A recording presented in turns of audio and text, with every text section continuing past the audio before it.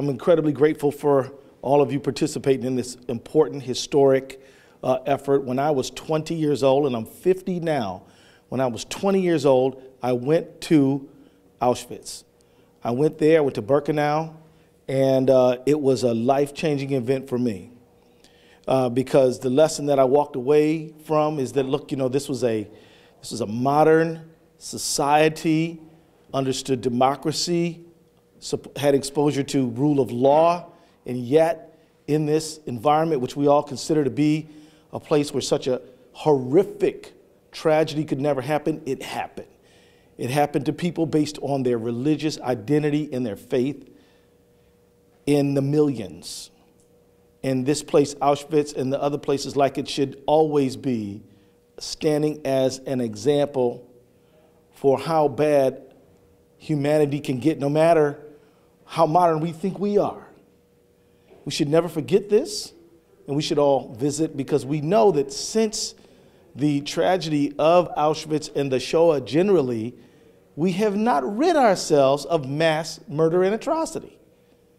In Srebrenica, in Rwanda, and other places, and we've all got an obligation and a duty to be on the forefront of human rights and standing up for people who are the victims of their own state or the victims somewhere in their country where they are left vulnerable and defenseless.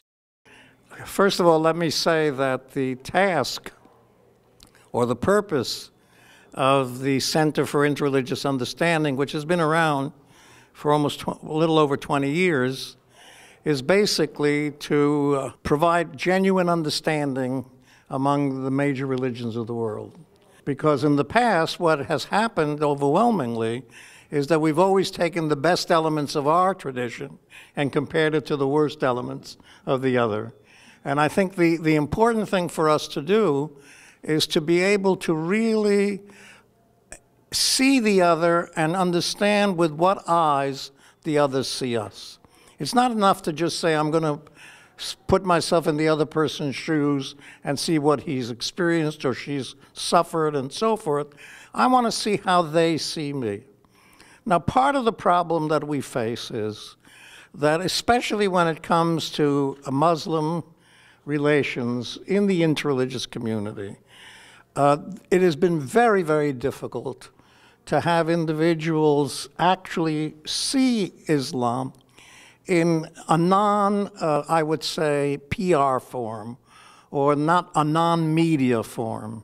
And one of the things that we've tried to do is to help the Muslim community find ways of expressing itself in such a way that it could be accurately perceived. What really happened in the first trip, and I also think in the second trip, what happened is that many had read about it, had heard about it, had seen shows about it, but then when they walk through really through these places in Dachau, and especially Auschwitz, first of all, you can't go through that without seeing the tremendous depravity that was exhibited there.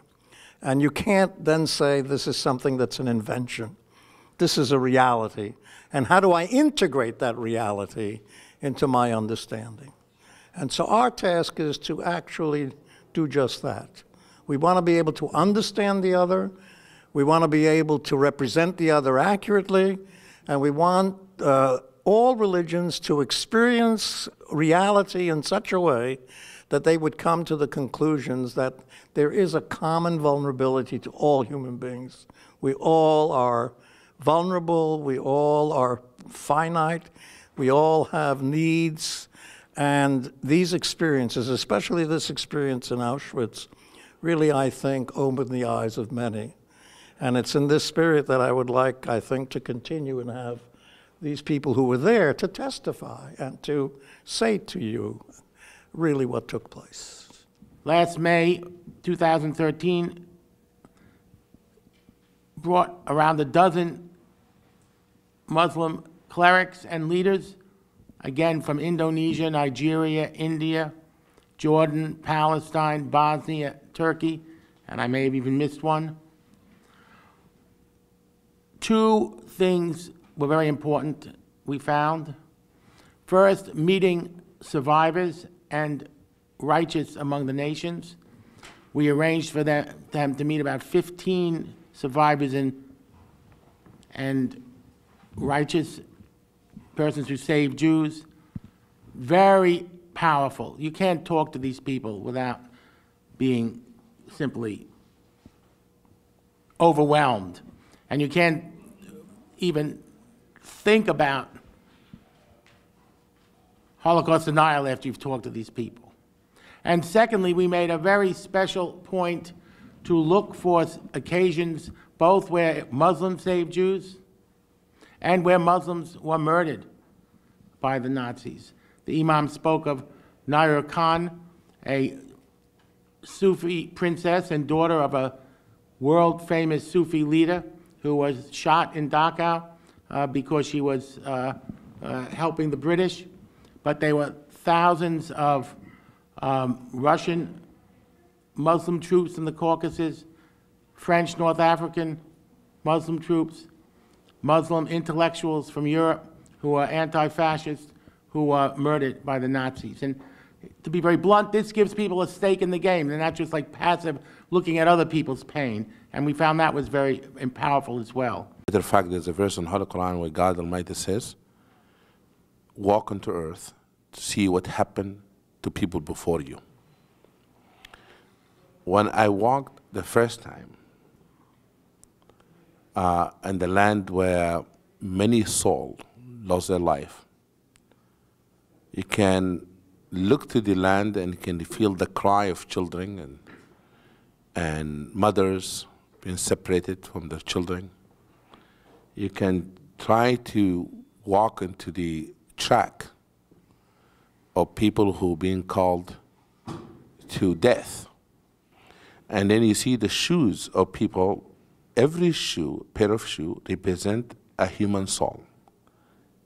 A person like you and I, who had dreams, a family. They thought the world different than what they experienced. They never thought they would be dragged to such horror where they would be asked to walk into the path where they end up shaving their hair, the hair being used and being sold, and being gassed to death. You ask yourself why, how that happened. And therefore, if humanity want to really to live up to never again, then the Holocaust education has to be part of every major education and institution in every schools around the world. Every school has to have a Holocaust education. Because although the majority of people being killed from the Jewish community, the Jewish community suffered the most. But there's some other people also being impacted with Holocaust. Thank God for Holocaust museums around the world that bring those information to light. Nothing like when you get the passport in the Holocaust Museum and they ask you to imagine yourself or be that person. But when you walk onto the land, walk on the land, and see the place where those people been killed, that passport they gave me in the Holocaust Museum just come to life. I said, goodness gracious, I'm actually walking on the land where those people lost their life. And for my hope that this kind of trip would transform many people to have them more committed to human rights issues, building understanding between the Jewish community and the Muslim community.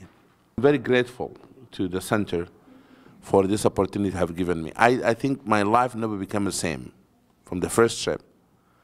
And that's why it's my iPhone.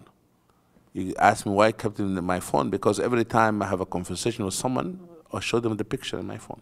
It becomes the evidence that I have in my pocket of what I have seen. And I do believe that Muslims and Jewish community can hold events around this issue, as we did in our mosque. We have a Holocaust survivor, Joanna Newman, who was saved, her family was saved by Muslims in Albania. a very moving story. Put my congregation to tears when she spoke. That story has to be told over and over and over again. That's how it changes people's mind and hearts. Because of coming from all over the Turkey, thank you very much for giving me 2 hours to summarize what I saw. Okay. Just joking. As the proverb says, tell me, I am gonna forget. If you tell me, I am gonna forget. If you show me, I will remember, maybe. Not sure. But if you involve me, I will understand. We have been taken to that Holocaust sites, Auschwitz first, the Holocaust sites. That means we have been involved. As Rumi says in my country, the Rumi, you know, the 13th century scholar, love cannot be expressed. It must be tasted. We saw the tasting thing, touchy thing to our hearts.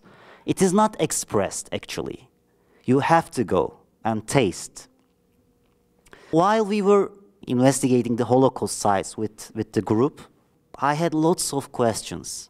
But the most important one was, imagine as an SS officer who is in charge about the death camp. He was coming early morning to the death camp and started to order to kill people, probably children, fathers, you know, the family members, all together, every day. And at the end of the day, he was going back home and hugging his children and his wife, and the normal life was going on. And this is crazy, you know. Daytime, you are killing people, and the nighttime, the same age children you have, and then you are embracing and hugging your children and kissing them. How it could be? I asked this question to Rabbi, and he gave very important answer to me by saying that it is intoxication, power intoxication, or power poisoning. And then it is a picture of how a human became God. What did I get from the visit? First, when I saw what happened there, I felt I am human first. Then Muslim, then Turk, then the others. But I am human. I felt that I am human. The second profit to me, this summer, I intend to take my family to Holocaust sites. And the most important profit to me, I prepared a report to my congregation, the Gulen movement that I belongs to, right after the trip. And then we decided to prepare a curriculum called Culture of Living Together. And then inside the curriculum, there will be a part called Holocaust education. And then we're gonna spread this curriculum to almost 3,000 schools around the world. And the last one is we will organize a trip by imams from Turkey. I am finishing by telling one survivor story. That Imam Majid, you remember that. Lydia, one of the survivors' name was Lydia Maximovich. And then imagine a mother in death camp in Auschwitz, and then the daughter, 3-year-old daughter. They were separating. About the separating, the last minutes, at the last minutes, the mother was saying to the daughter, remember your name. Don't forget your name, then I find you. remember your name. And I thought that we have a name. Everybody has a shared name called human. If we lose that name, we're gonna lose everything. Because of this, I am saying that let's remember our name. Thank you very much, by the way. This idea of taking Muslim leaders to the camps came about really, actually not even here in the United States, but Rabbi Jack and Professor Marshall and I were in the Holy Land, visiting holy sites there in Israel and the West Bank, and trying to see how people of faith can help help solve a contemporary challenge that we've been facing for many decades, and that's peace in the Holy Land. And as you can imagine, there were many heated discussions, there was a lot of emotion, there was a lot of sadness in some of the things that we were seeing of how people have been living for decades and how each side has a narrative that demands justice but also demands peace in our time. And so we were discussing ways that we as representatives of our respective faiths, but as people of faith in common, how can we work to bring people together? How can we work to be an agent of peace rather than one that continues conflict? And I'll never forget, when we were on the first trip when we were in Germany, and we were discussing what happened so many decades ago, and then we would go back to our hotel rooms and we would see the conflict that was happening surrounding the proposed building of the Islamic Center in New York City.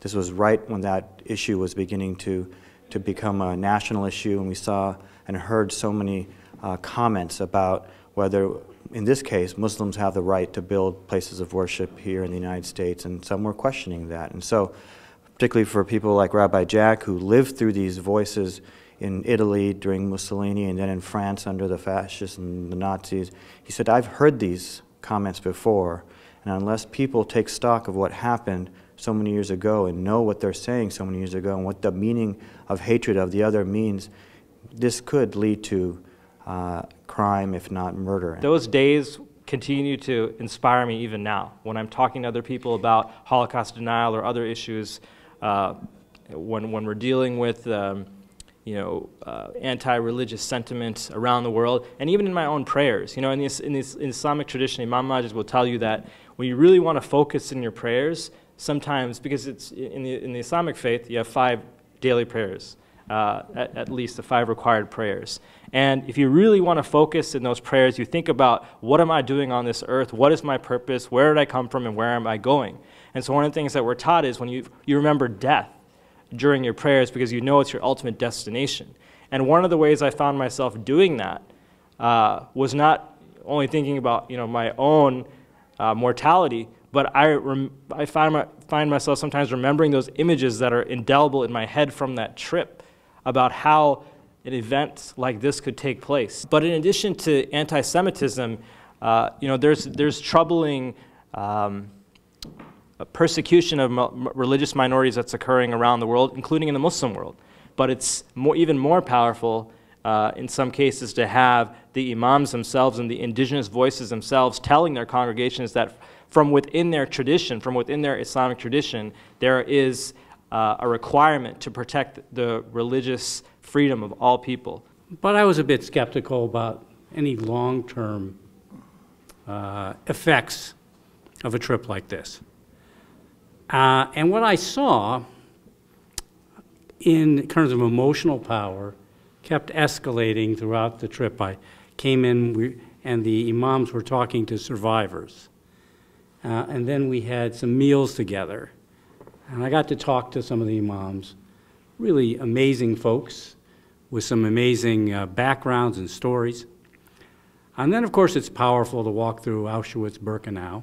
But the most powerful thing of all, for me, was sitting on the bus with the imams and Rabbi Jack and Marshall. And the conversation turned from a number of imams to, well, this is all well and good, but what can we do next? Tomorrow we'll be gone. And asking us, what do we do? It's well and good for us to see this. What will be the long-term outcome? For me, that was the most hopeful thing of the whole trip. People struggling, people of faith struggling, really not, this cannot be a one-day affair. So I've been in this job 8 months subsequently. And one of the things I've seen in traveling to Europe a lot is Holocaust exhaustion. People want, and often in Europe, don't want to talk about the Holocaust anymore. We've had enough of it. It's not our generation. What you not only see exhaustion, what you see in Europe is frightening. 70 years after the Holocaust, 7 decades, suddenly anti-Semitism that we thought might have been gone, the type of anti-Semitism, is raising its head. It's not to say this is the 1930s all over again, but the viciousness of the types of anti-Semitism I'm seeing are frightening. And if you work at where I do at the Bureau of Democracy, Human Rights, and Labor, it's not just anti-Semitism in Europe, or anti-Semitism sometimes directed sometimes at Israel, but it's the Roma in Hungary who are being beat up by the fascist party of Jobbik in Hungary, third largest party in Hungary. It's the immigrants in Greece who are being beat up daily, sometimes killed by Golden Dawn, another fascist Holocaust-denying party. It's Christians in Pakistan. It's the stories you hear of Copts in Egypt. It's a story that I hear almost every day of the Rohingya in Burma who are treated as not citizens at all. And their Muslim faith is what tags them as the other. So one of the things I'll end with is, one of the things I do know from this job is that long after I'm gone, long after all of us are gone, anti-Semitism will be in the world. And other forms of hatred will be with us for other people, and other people will be demonized as cockroaches and vermin and rats and snakes and humanoid subhumans. And that's the first step to killing those people. And that will all be here. And that can be depressing. Why are we doing this job? Well, we do this because of a statement by one of our sages, our Jewish sages, who once said that you're not required to complete the task, but neither are you absolved from beginning it. And what the Imams have taught me is that they're dedicated to beginning this. And that gives me all the hope and optimism in the world. So thank you. The museum where I work up the street or down the street memorializes a very specific history, the genocide of the European Jews, but it's one with universal implications, as has become clear this afternoon, that leads us all to be dedicated to confronting hatred, preventing genocide, and promoting human dignity.